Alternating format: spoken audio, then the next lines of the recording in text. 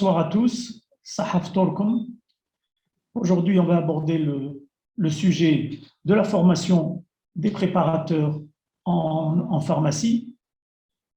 Ce dossier est pris en charge par le SNAPO. Donc, depuis les derniers congrès, cela a toujours été inscrit dans les résolutions du congrès. Et depuis un certain nombre d'années, nous nous penchons pour traiter ce dossier-là. Le parcours fut assez long, je vous le détaillerai tout à l'heure. Pourquoi est-ce qu'on souhaite qu'il y ait une formation des préparateurs en officine?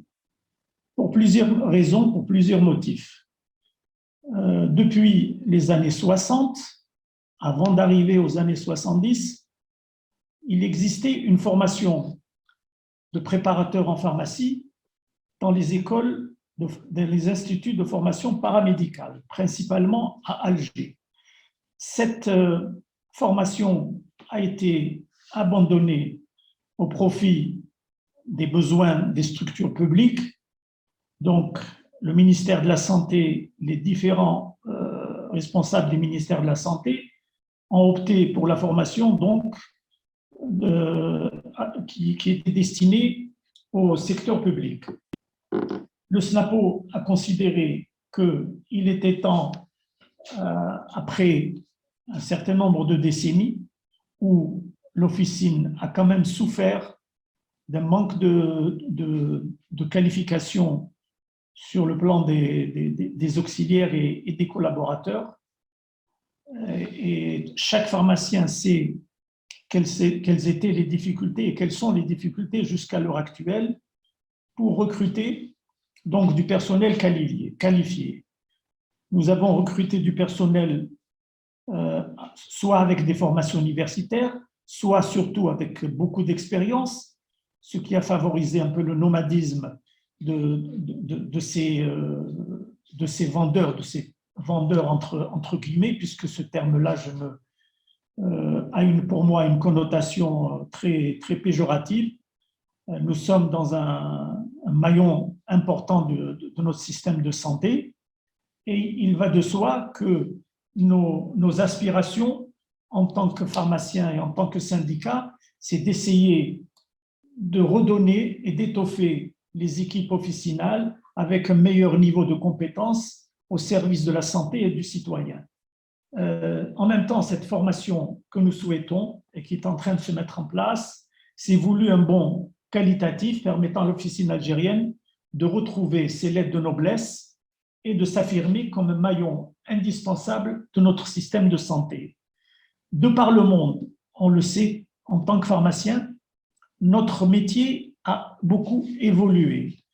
On parle des recommandations de l'Organisation mondiale de la santé, on parle des recommandations de la Fédération internationale de pharmacie pour permettre aux pharmaciens d'utiliser le maximum de ses compétences et il en a des compétences de par sa formation polyvalente et pluridisciplinaire. Donc, des défis nous attendent à travers la nécessaire évolution de notre profession et n'oublions pas qu'il y a les perspectives de la loi de santé 1811 qui concerne les services liés à la santé. Dans cet article-là, énormément de services peuvent y être intégrés et peuvent faire l'objet de textes d'application. Cela nous impose des formations aussi bien diplômantes que qualifiantes. N'oublions pas qu'il est fait obligation aussi aux pharmaciens et à ses assistants de se former régulièrement en termes de formation continue. Voilà à peu près les motifs qui font que nous avons donné beaucoup d'intérêt à ce dossier-là et nous sommes en voie de le réaliser.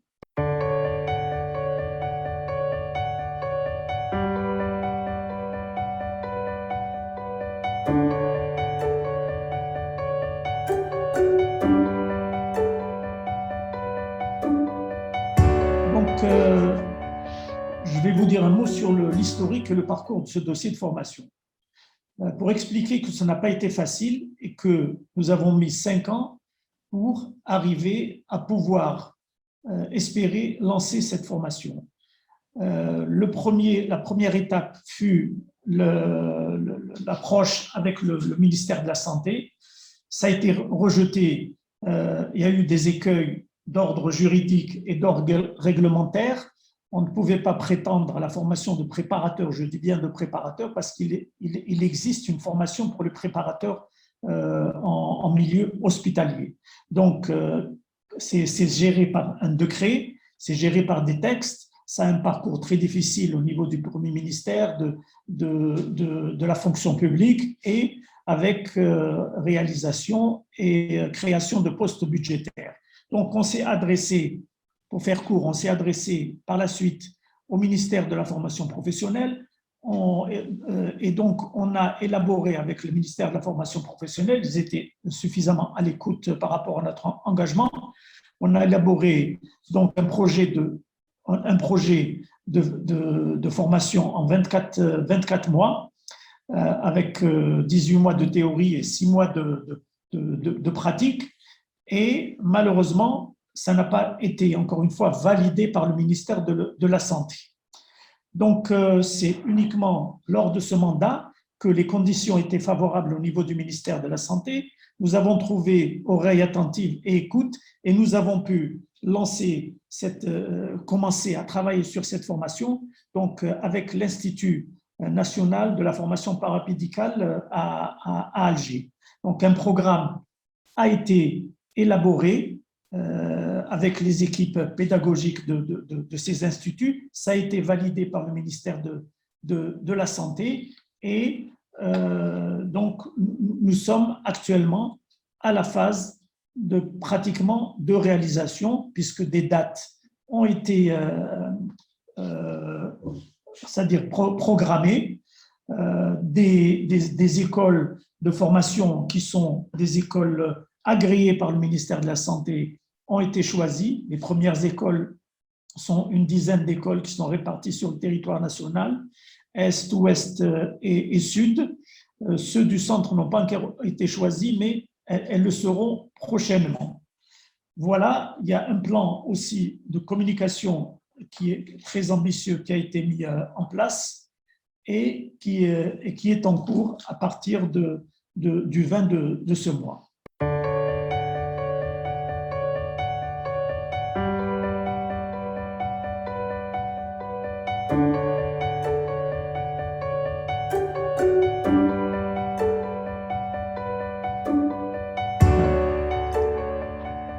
Pour cette formation, il faut savoir que la dénomination de cette formation, l'appellation, c'est aide préparateur. Pourquoi aide préparateur? Je l'ai expliqué tout à l'heure que nous ne pouvions pas prétendre à l'appellation préparateur, puisqu'elle est déjà encadrée par un décret concernant la formation brevetée ou la formation diplômante des préparateurs en pharmacie pour les structures hospitalières. C'est un décret, c'est une réglementation.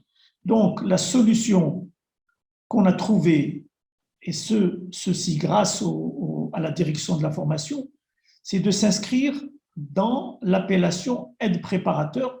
La liste de ces professions d'aide paramédicale existe au niveau du ministère de la Santé et elle ne rencontre pas autant d'écueils juridiques et réglementaires.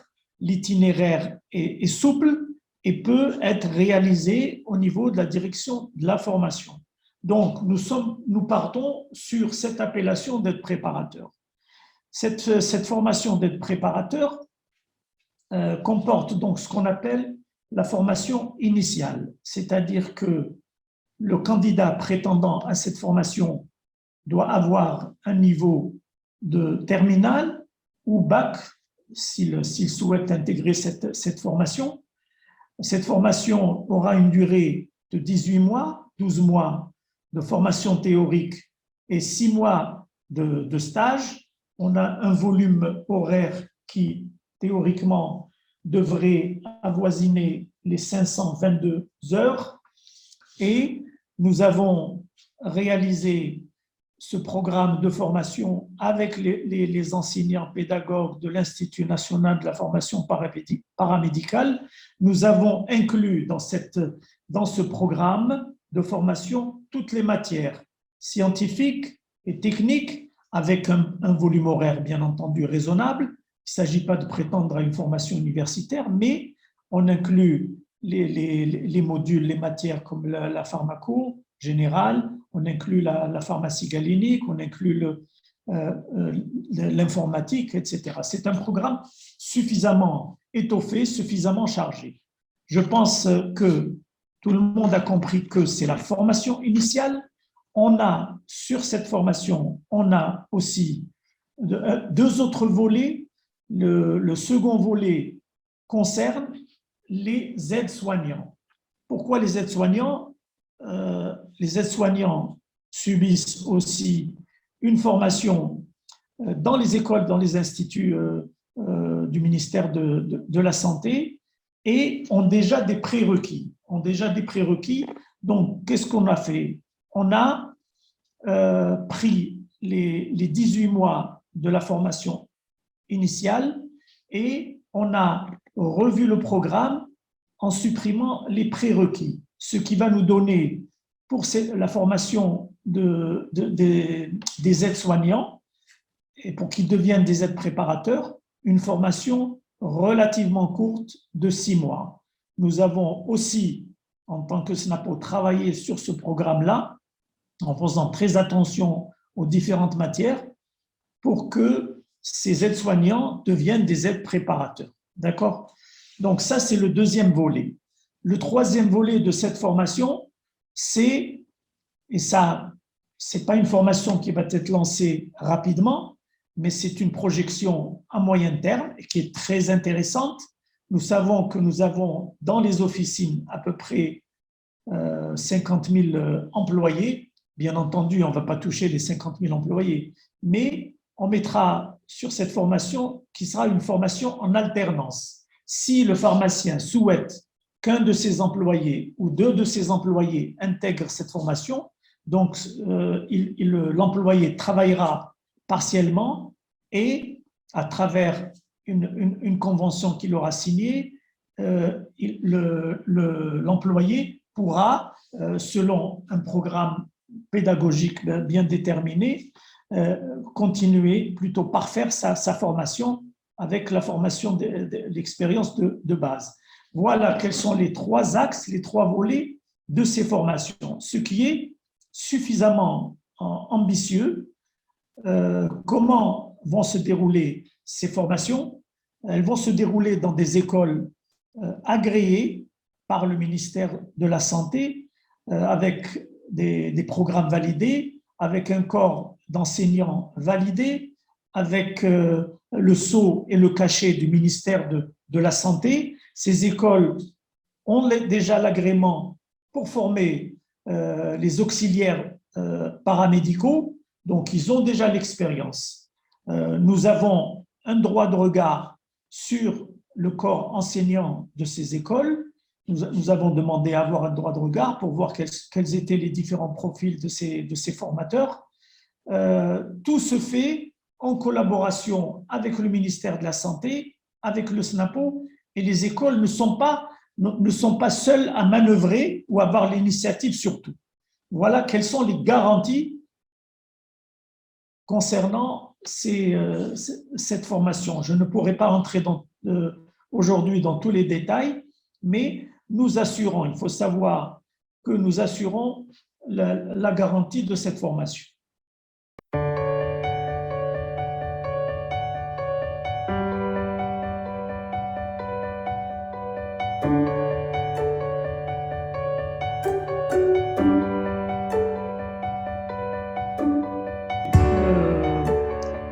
En ce qui concerne les projections de cette formation et les perspectives à moyen et à long terme, c'est de redonner, je l'ai dit tout à l'heure, c'est de redonner à la pharmacie d'officine les compétences nécessaires à travers ses auxiliaires et ses collaborateurs et se projeter dans un défi qui va assurer la survie de l'officine et élargir ses compétences à travers les propositions de l'OMS, les recommandations de l'OMS et à travers la loi de santé 1811.